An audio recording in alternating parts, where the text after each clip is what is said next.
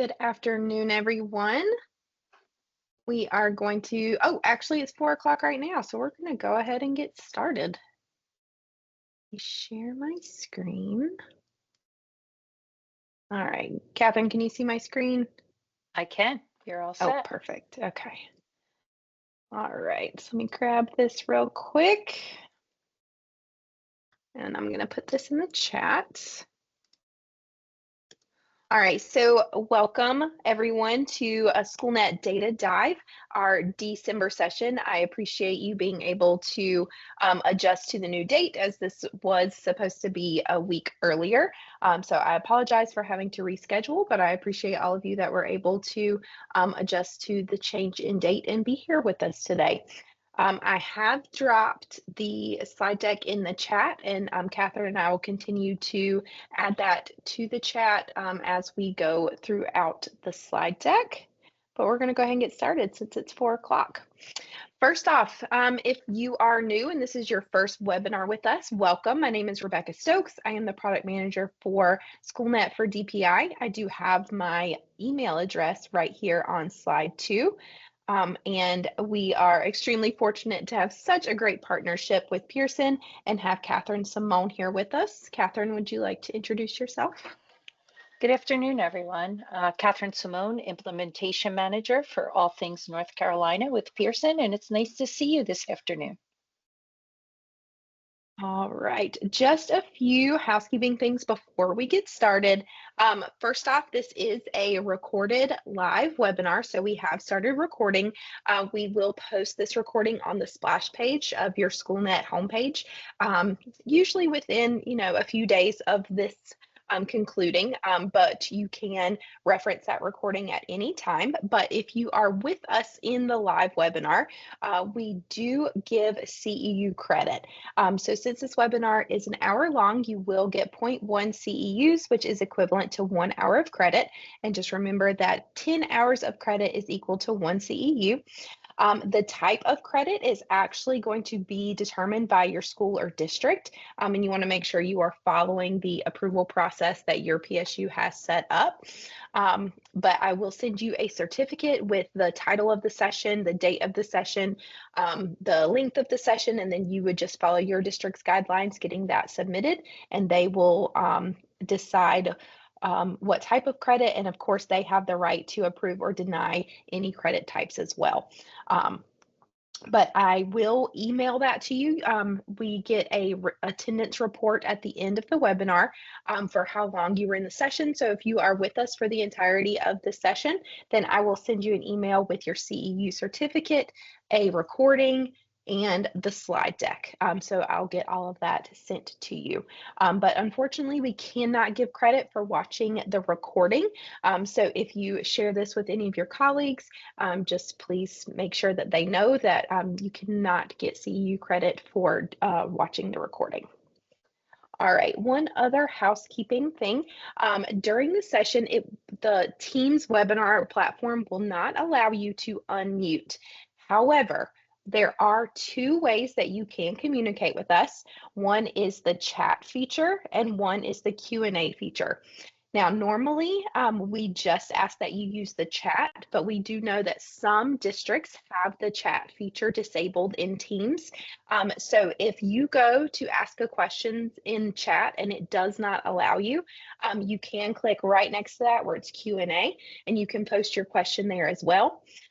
If for some reason your district blocks both the chat and Q&A feature, then please feel free to use slide 2 with our email addresses, and you can email us any questions that you have, and we will of course get back to you with those questions as well. But hopefully you are able to use the chat or at least the Q&A feature during this session. But we encourage all of your questions. We're going to be talking specifically about data reports in Schoolnet today, but if you have any questions throughout the session, we encourage you to participate and engage with us and ask those questions. We're happy to answer. All right, so let's get started with the actual content. And again, we thank you so much for being here with us. I am going to cut my camera off just since I'm sharing my screen as well. It'll kind of contain some of that bandwidth for me, but I will be back at the end of the session. All right, let's cut that. Okay. All right, so our agenda today, focusing on data reports in Schoolnet, we're going to talk about the data that you have in the student profile. There is a lot of data that we have realized that a lot of users don't realize is there in that student profile. So we're going to talk about student profile data, the data that you have access to just on your homepage, some pre-formatted reports that you have in Schoolnet, and then we're going to talk about just within the reporting dashboard, the how to access your prior year's data, the comparison report, subgroup data, and KPIs. And then we are going to talk about some upcoming events that are some conferences and some webinars that we have coming up and other ways that you can learn more about Schoolnet. But let's go ahead and dive right in to the student profile. Catherine, since you have the training site already pulled up, would Yep, you mind sharing and doing the student profile, and then I'll get it pulled up for the no next one? problem. I am ready to go. All right, thank you. Tell me when you can see my screen. I can see it. You're good to go. Okay. All right. So I am on the home screen of, I believe this is a fourth grade teacher. Just to remind everyone, we are in the training site and therefore the data is scrambled, to say the least. But my favorite way for a teacher to get to the student profile is to go to the Choose a Section. They can choose any of their sections and hit Reports, go to Student Reports, and pick a student. There's lots of ways to get to a student, but that's one quick way to get there. Okay. In the student profile, on this first tab where it defaults is the student overview, and this is the data that is coming out of your SIS, be it Infinite Campus or Power School. It's personal information, their current enrollment, their attendance, the courses that they're currently enrolled in, and the last basically test that they took. Okay, and that's all in the overview.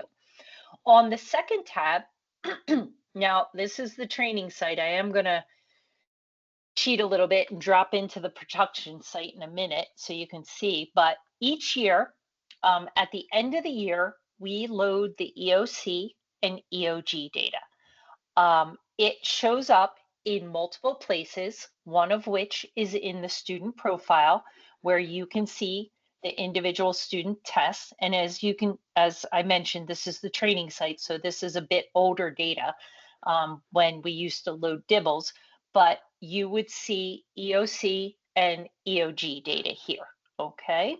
And if there are multiple tests, you would see them all. You can filter by years and go back to previous years to see a prior year's data for a particular student. And that's all available there. The next tab, we don't do discipline, but we do enrollment and academic records. And here you would see each student's school enrollment. So let's say they transferred in, you would be able to see the school that they came from in the previous years. You also would get to see their academic record for previous years. By academic record, I mean the courses that they were enrolled in and their grade for that particular course. Then, if the child is enrolled in a specific program, I believe you call it AIG for gifted and talented, that would appear in this tab. And then we move on and we start to see the students' test data. So under the benchmark test, these would be any tests that are pushed out at the school or district level. You can view the test as the test and the student's actual test score or their score group. Or you can switch to a standards view. Would be able to see, now remember, it's only going to populate with the standards that were listed on the test, but if I go down to the math here, I can see that there were number and operations of fractions. It was assessed on March 25th. And I can see the score and the score group. Again, just like the previous tab, I can click on the filters and I can change my year so I can see the previous year's performance. I can filter by the test type, okay, and kind of drill in and hone in on some of the specific skills. If I click on the standard, I'm going to see the skills that were assessed, the dates they were assessed. This is the most recent, and the actual item analysis report for that particular one. The next tab is the classroom test, and this particular student doesn't have any, but it's much of the same, except these would be tests that were assigned by this child's teacher, okay? And again, you would see score groups, etc. You can filter back to previous years, and so forth. The last thing I want to point out on this page is, oops, sorry, didn't mean to do that, is the create a PDF. So let's say you are having a meeting for this particular child, or you have parent-teacher conferences, and you want to compile a cumulative document of the student's records and data. You can click here, create PDF. It's a little wizard. You just choose what you want to include in the report. If you don't need the overview, you can go to the benchmark test data. You can make it as detailed as you want, or just do the overview data, classroom tests, standardized test data, whatever you choose to put in here. And then you hit create PDF. It will create the report, and you're going to see a little notification up here when it's ready. And I'm hoping that it'll go quickly. Oh, there it goes. It's going to download it. When I open it, it's going to be, now sometimes I've seen these come out to be 7 or 8 pages long, depending on your choices, but you get a complete record of everything you decided to share in Schoolnet for this particular child. You can download it or print it out. Okay, and that is the information from the student profile. Let's see, did I miss anything? Let me go back here. Get that. I think you covered it all. Okay, there you go. All right. You want to take the next one and I'll stop Yeah, sharing? I'll say I can take over, and I'm going to move on to our next little section, which is just the power of the homepage and what you have access to data-wise there. So I am again in the training site, just like Catherine was. So I'm logged in as a teacher, and if I scroll down past the splash page to the choose a section widget that Catherine mentioned earlier. So here where it says section, I will be able to drop down and I could choose whichever course it was that I wanted to look at. So let's say, for example, that I was in math. So what that's going to do is it's going to change my classroom assessment monitor. So notice that I've got this 4th grade pulse check week 30 here. If I went back to my reading section, then it changes and I can see the January tutoring pre-assessment here. So depending on what section you are looking at, it is going to change the data based off of the assessments that that section has had. So if I'm in my math section, then I'd be able to see that my most recent district level test was this 4th grade pulse check. So it's going to give me the title and the date of the assessment, and it's going to show me with the cut scores how my section did overall, how the school did, and how the district did. And again, this was for a district assessment. I can also click this drop down where the title is, and change the assessment that I wanted to view. It's going to show the most recent assessment first, but I can click that drop down and change it to any of the other ones I wanted to see. But when I am scrolling through, I would be able to click and see a list of my students. Now, again, this is going to be just a snapshot, okay? Though just an overview, we're going to get into the detailed reports here in just a minute, but this is going to give overall performance. It's going to show a list of my students, what their score was, what their score group or their cut score would be, and we also see this bar graph to the right. If you hover, I'm not sure if it's going to show on the screen or not, but if you hover over those different bars, it actually is going to show me a score, the date, and the title of an assessment that was previous. And I believe it shows 10 assessments that the student has had.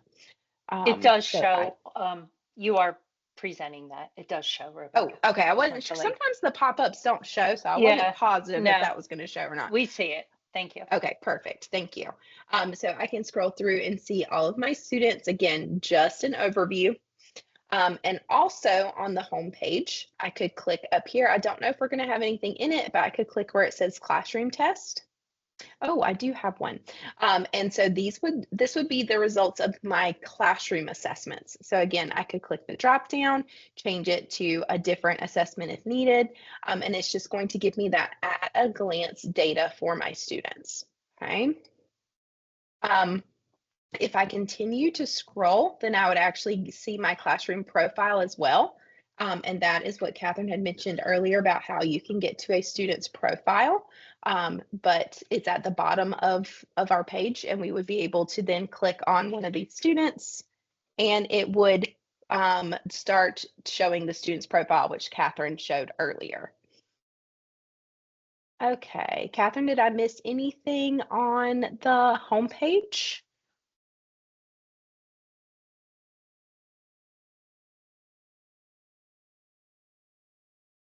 You there, Catherine? So sorry, I'm talking No, to you're you fine. and telling you that, no, you're good to go. And I was muted. My apologies. Oh, you're good. I was like, okay, maybe we lost her. So No, just muted. all right. Okay, so now Catherine and I are going to get into the more detailed reports and how you access those.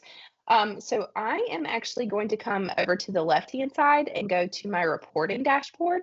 But before I click there, I do want you to know that if you are on your home page, then you would be able to get to the same reports I'm about to show you right here on the right-hand side of whichever particular assessment you are on. So there's two different ways that you can get to the screen that we're about to show, but just wanted you to be able to see that your reports are also located right here on the right-hand side on your home page.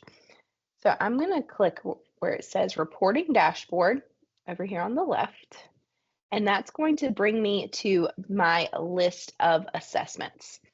Now, if you notice underneath the titles and the dates, you're going to see the little circle. So this means my classroom with the C, whereas the purple means a school assessment. If you're looking for a district assessment, then you would see a D. And so that's one way that you can kind of be able to sort through and see which assessments it is that you are looking for. You also can check this box that says classroom test only, and then it's only going to show your my classroom assessments. But let's see. I'm going to jump into, I think this one right here, this math, 4th grade pulse check. All right, and I'm going to talk to you just about the very first report, the default one, which is the test summary. Okay, so you have the date of the assessment, you have the title. One thing that I do want to point out is this number right here If you ever are reporting an issue with an assessment, and your Schoolnet admin, or if you email Catherine or myself and we ask for the test ID, this is the number that is needed. Sometimes we get sent the passcode that students use. So I just want to let you know that this number right here beside the title, that's the test ID, and that's the information that we would need if you ever are having an issue with an assessment and you needed someone to look at it. Okay, so on the test summary, it is exactly what the title says. It is a summary of the assessment. It's not going to get into detail of your standards or your items. It's going to give you a good overview of how your students did on the assessment. So I'm going to see my cut scores here, and I'm going to see the percentage of students that performed in that cut score group, also the number of students, and then the score range. And if I scroll down, then that's when I'm actually going to see the list of my students for that assessment. So I'll see the date and time they submitted, and I'll see their average score, and it's going to also have that cut score color. Now, this one right here is usually a topic for discussion, this proficiency. So it's going to say yes or no, whether the student was proficient, but that is based off of these cut scores here. Now, sometimes districts will say, you know, that's not what we determined to be proficient for a score. That is completely fine. But just know that we can't change it in the entire system. So if you do not agree that 40 to 59 would be considered not proficient, then that is completely fine, completely up to you and how your district determines proficiency. And so I would just say, just ignore whether it says yes or no here. Just go based off of where you determine the proficiency score to be. Because that is not something that we can change as far as what's listed as proficient or not proficient, okay? But let's see. Oh, one other thing I wanted to show you right here. I do have 3 tabs where the performance is being compared. So I do have one that's the student, that's gonna be the default. You also have a subgroup, but you also have a standard tab. So depending on how many standards you had on your assessments, you can see on this one I only had 1, and it only had 5 items, so this was a great little formative assessment, but it will show all of the standards and how your section did on average for that standard. So I can see that this class was proficient with 82% accuracy as a whole, but then when I click on the student group, that's when I get actually into the breakdown of how the students did. You can sort all of these columns. So if I wanted to click where it said average score, then I could see these two students did not take the assessment, and these 2 students only performed with 20% accuracy. So then I would already know, okay, these 2 students are going to need some intervention, and then I can see 80%, and then the students that mastered as well. One other thing that I want to show you on just the test summary, there's 2 links right here. One is to export this to PDF. So if I click here, it's going to download this into a PDF version for me. But this one right here, if you are in a grade level that likes to send home like copies of how the students did on their assessments, and not just, of course, you can put the grade in the grade book, but if you ever have a parent, or if the principal wants you to send home a detailed report of how the students did, you can do this export student response report, and you choose what you want. So if I just wanted the subject, I'm going to do, there we go. It's going to export, and I, like Catherine, am going to hope that it does this quickly, just for sharing purposes. There we go. What it's going to do is it's going to pull a report where it's going to have the student's name, and it'll show the questions if they got it correct. If they got it incorrect, then it'll show what the correct answer was, what their score was, and it has these little perforated lines for you to be able to like cut this in strips and send it home, especially for our elementary level students. Teachers often don't know that this is there, so I wanted to make sure that I shared that. Okay, I think I covered the test summary. Catherine, you want to take over for standard analysis? Yes, I do. Sorry, as I No, you're good. as I go to my unmute. Okay, standards analysis. I'm going to share my screen. Same teacher.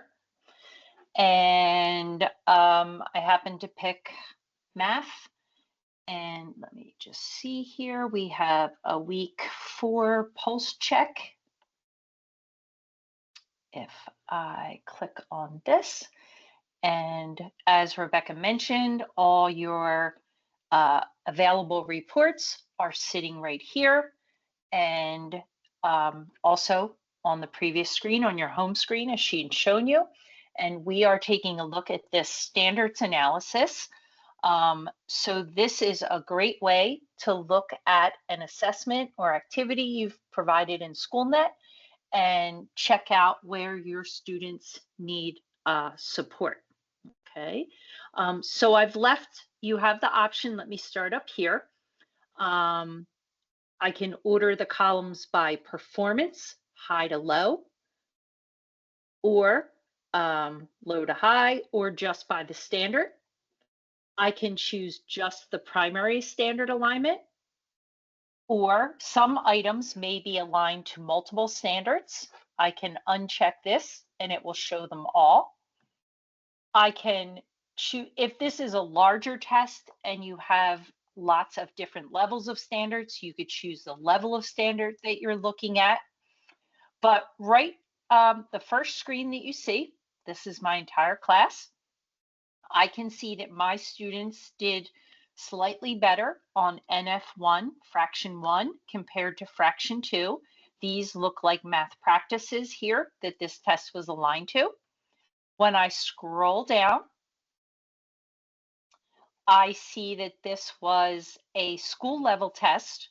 So as a teacher, I get to see the overall performance for the entire school. I see the overall performance for my section, and that is for the test itself, and then for each individual standard that we're looking at, okay? Then I get my list of students, and I can see each student's overall grade, how they did on each standard. But the real power in this that I like is that I can click, I don't know if you can see, it's kind of grayed out, but there's an up and down arrow, and I can sort my students by low to high, high to low. So in this particular one, I sort it by the overall, but let's say I am going to do some small groups instruction on this NF1. So I'm going to sort by this particular standard. And if I look at this, I can right out of the gate say, okay, these first 3 students didn't get any questions right. So I think maybe I'll pull these 3 and this student that only got 1 correct into a small group and get them started. And then the next group might be my 40 to 60% on this particular test. And then of course I have my 80s and my 100s, which would be my final 2 groups. And that is an easy way in which I can create my instructional groups, see my students' results. If for any reason you want to look at it by subgroup, you can do that here. Switch between student and subgroup. This report is exportable to Excel, so you can always take it with you if you like, or if you're having a PLC and you wanted to discuss your students, you have it there. Okay, and that is called the standard analysis report. Would you like me to continue with the item analysis while I'm here, Rebecca? Completely up to you. I do have it pulled up because I knew sometimes it could take a few seconds. So if you want to click on item analysis, and if it doesn't, go ahead and load. Oh, score. Looky there. Winner, winner, chicken dinner. Okay. Yes. Okay, so this is the item analysis report. A little bit different than the previous one we just shown you. But let's take a look again. You can see the section-wide performance. You can see school level, district if you open that up. You can see the primary or the secondary standard alignments there. You see the items across the top. And more importantly, what I like to do is I can order by, it defaults to putting the items in number order, but if I choose the primary standard performance, I am going to see that this NF2, which we saw in the last report, was my lowest performing standard. So let's say, you know, you have multiple items. You could have 2 items. So here you see NF1. You see that there were 2 items aligned to that. And when I look at this, I can say, well, let's scroll down and see how my class did. So remember, this is your section, school, district. When I slide down a little bit, I see my students. I see how much time they spent. If I put this in my scheduling of the test, I will see how much time they spent on each item. Okay, so this little guy here spent 7 seconds on this one. Okay, little quick one, but 6 minutes on the next question. So that's a little something to see there. Again, just like the previous report, I can sort my column so that now I am going to see the students that got this incorrect first. A lot of students chose A, one chose B as the answer, and a couple chose C.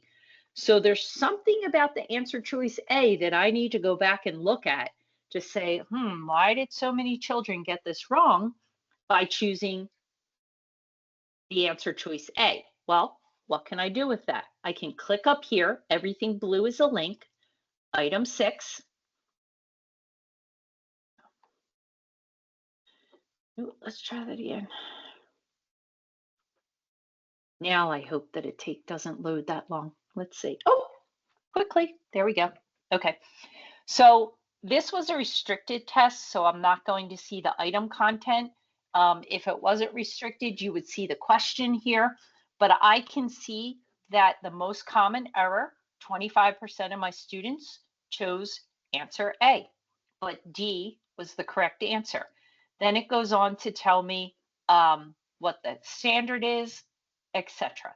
As I mentioned, it is better if you can see the question, if it's not a restricted test, and then it will let you know, you can kind of dissect the question a little bit more there. Okay, let me go back to the item analysis.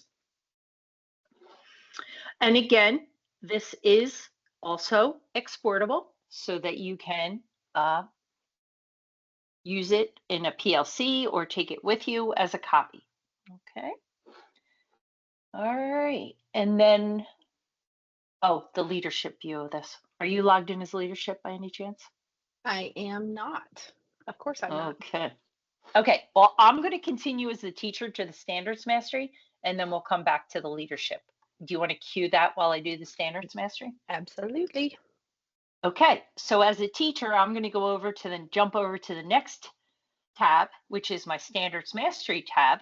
And remember, I already saw that this NF1 was my lowest performing standard. Okay. First of all, I can see that there are 2 items on the test for this. I can also see how many students scored in each score group. If I click on any of these numbers, it automatically populates a list with my students' names for my instructional groups. Okay, so that right there creates your instructional groups and you're ready to go. It is also exportable to a PDF. If I go back to that report, I can see that this particular standard, I've assessed it 4 times. If I click on this, I can see which tests were administered to these students and on which dates. So If you wanted to look back and see if they're improving or not improving on this standard, you could go back to these particular tests. Okay, and I think that one covers the standards mastery. And do you want to do the leadership one, Rebecca?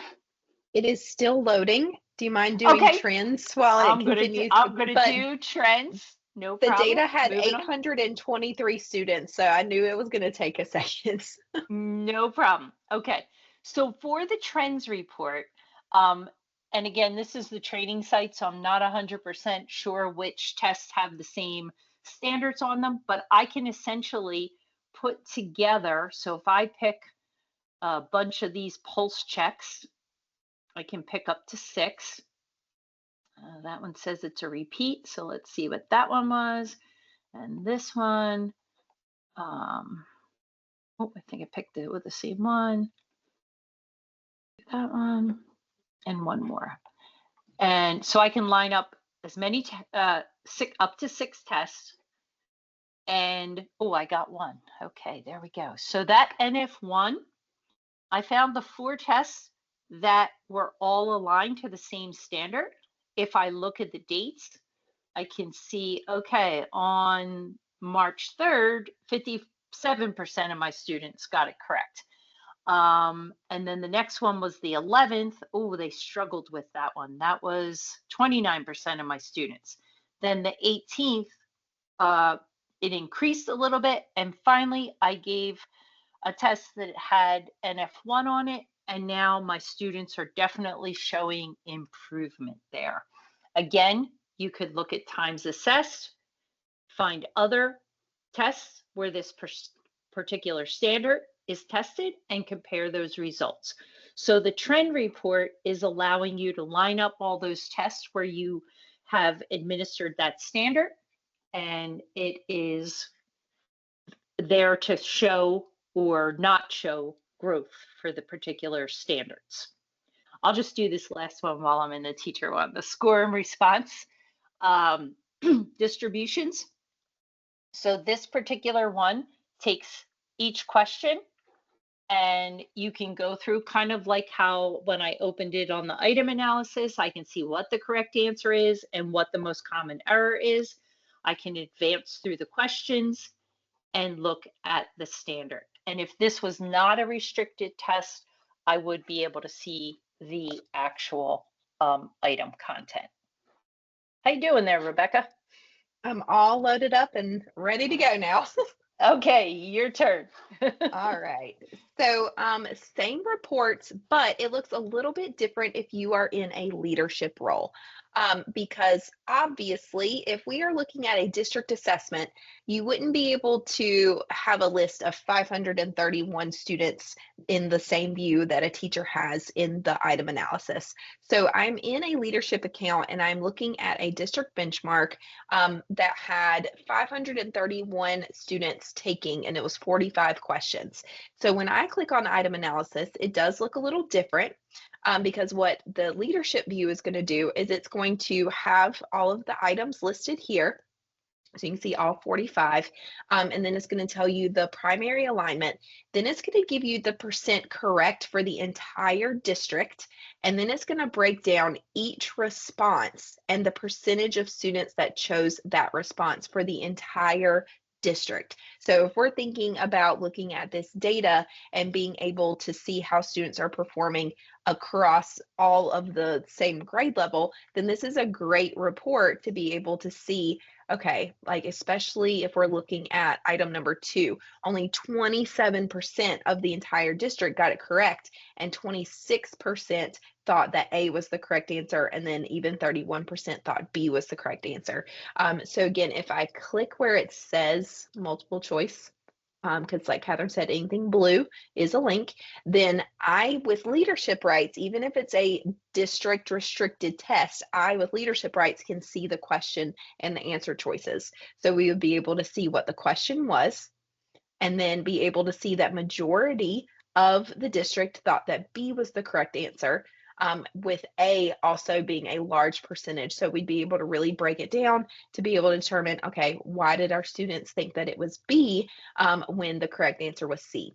Now, me not having any earthly idea about slope, it's been a long time since I've talked about slope and slope intercept form, would not be able to analyze this right now. But if you were meeting with your math instructional coaches and your math teachers, then you'd be able to have that open discussion of why did majority of our students think that the correct answer was B.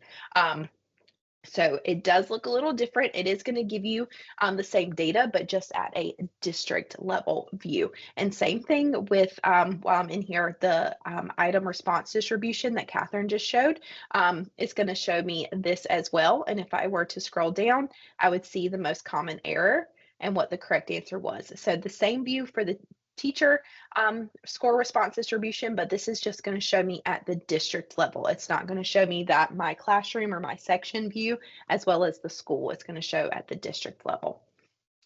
And if I go back, I think there was one other one.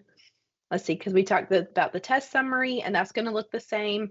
It's just going to have it broken down by school instead of the individual students like it does with the teacher view. Same thing with standard analysis, where it's going to break it down by school. And then also be able to see the standards by school as well. So you still get the same information, but it's just at a larger scale. So you would really have to break it down if you were wanting to get to individual teacher data. Okay, I believe up next we have the comparison report. And I have it queued up if you wanted me to. Awesome. Okay. I was about to say, let me log out of this, but if you want to take over, and then I will just do the next one.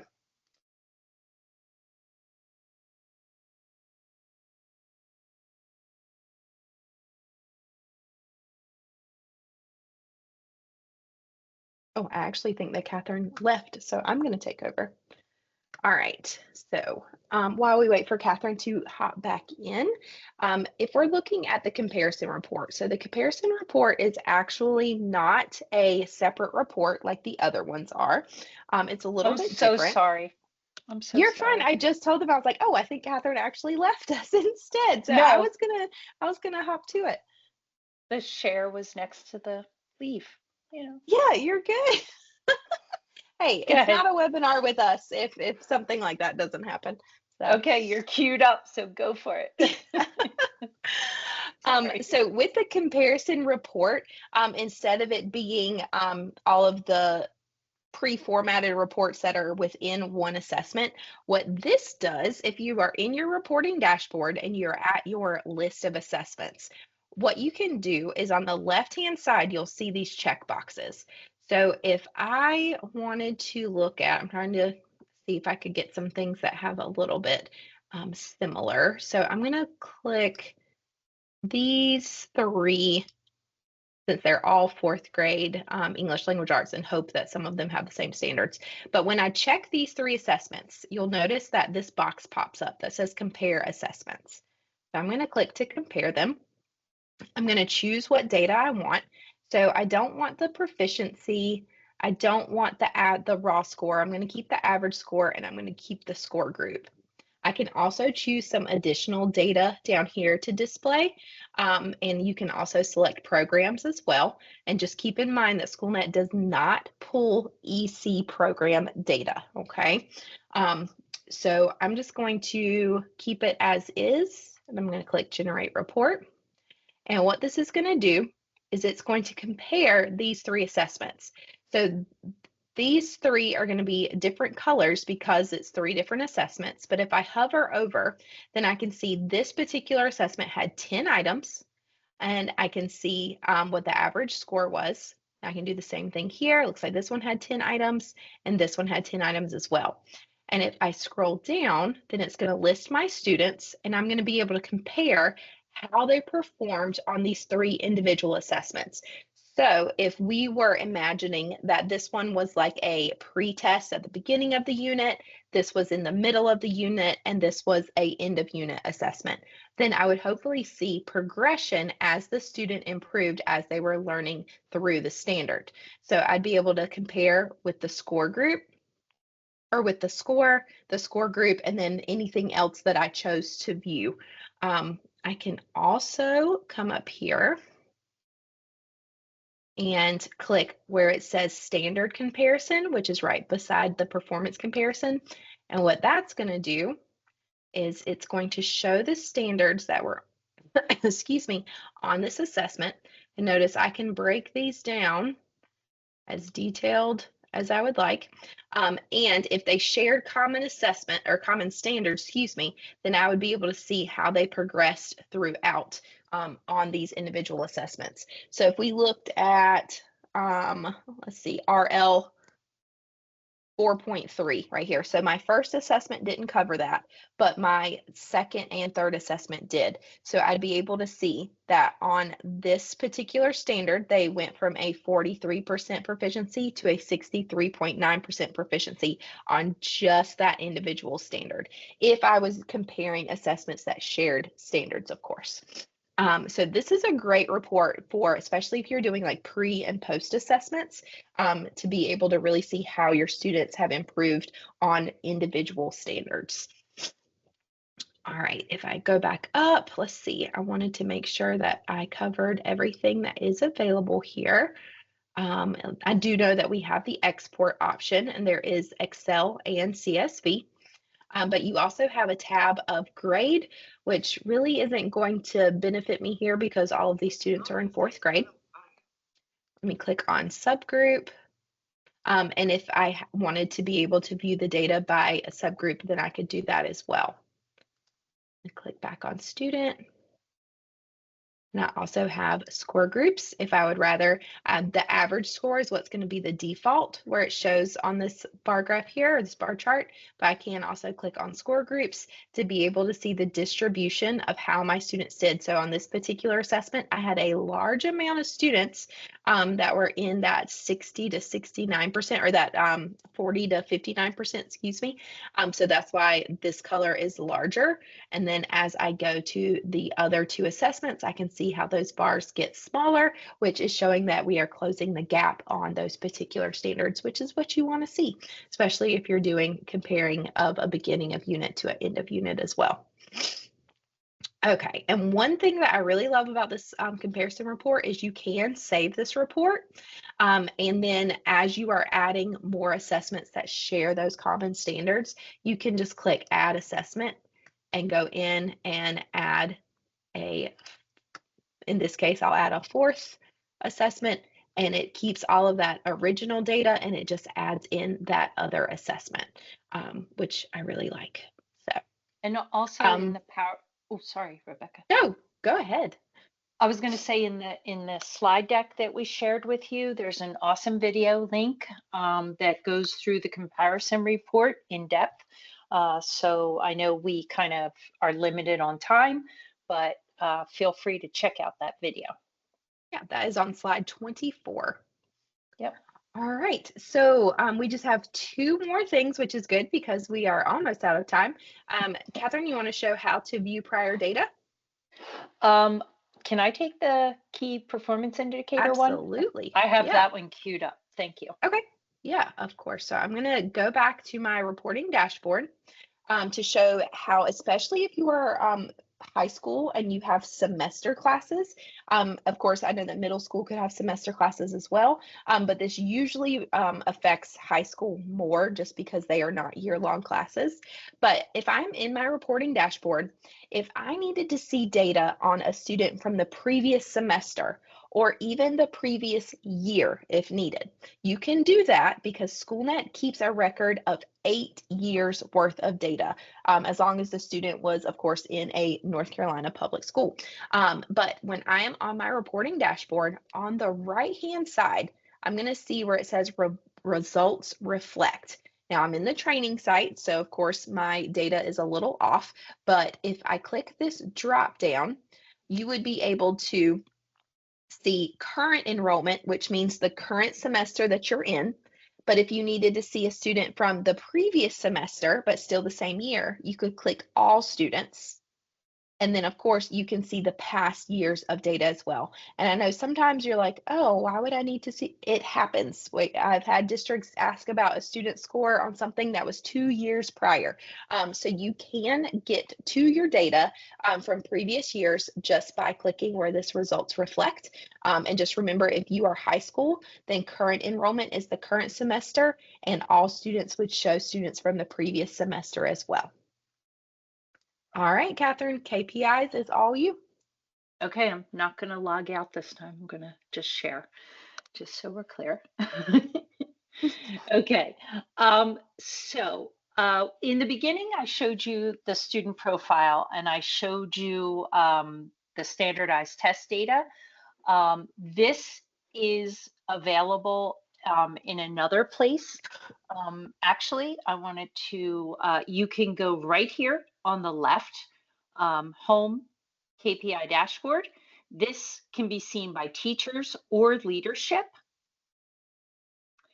And when this queues up, I'm not going to go too far into it. I'm probably going to back out to the slide deck because this is not set up in the training site.